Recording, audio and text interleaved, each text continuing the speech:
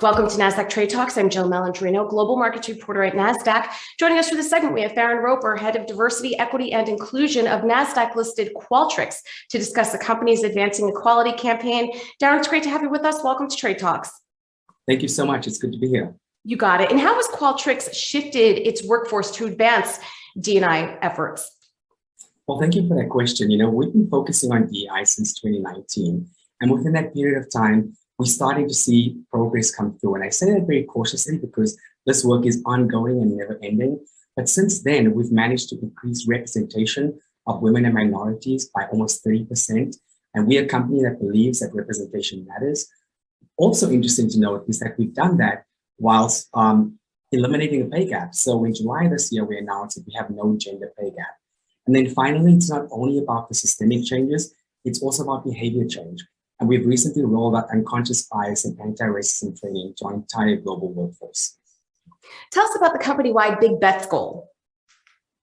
Yeah, so at Qualtrics, we believe that DEI is about more than just goodwill. We see it as a matter of business performance. And so this year, we decided to elevate DEI as a big bet. Now, let me put this in context. We have 5 big bets across the company. So DEI is on the same level as revenue, usage, or any other business health metric.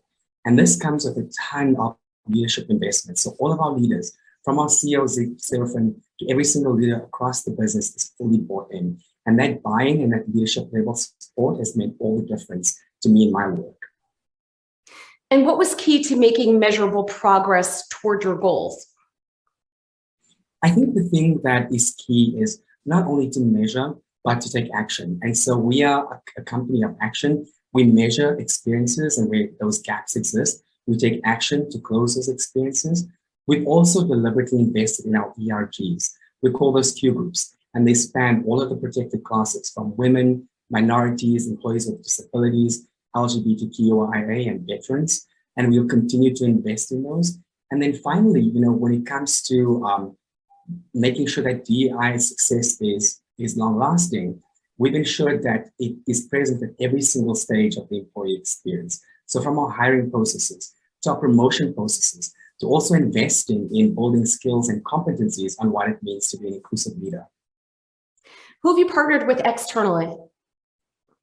Externally, we're proud to say that we have partnered and are investing in HBCUs, and that stands for Historically Black Colleges and Universities.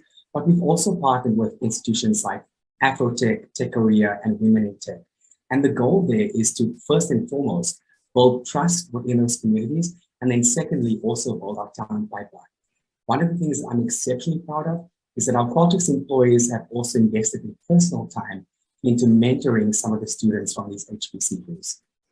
And finally, Farren, how do you measure and quantify these efforts? As I said earlier, when it comes to diversity, we believe that representation matters. And so we measure representation across every level in our organization. On the equity side, it's all about assessing fairness in our payment and compensation processes.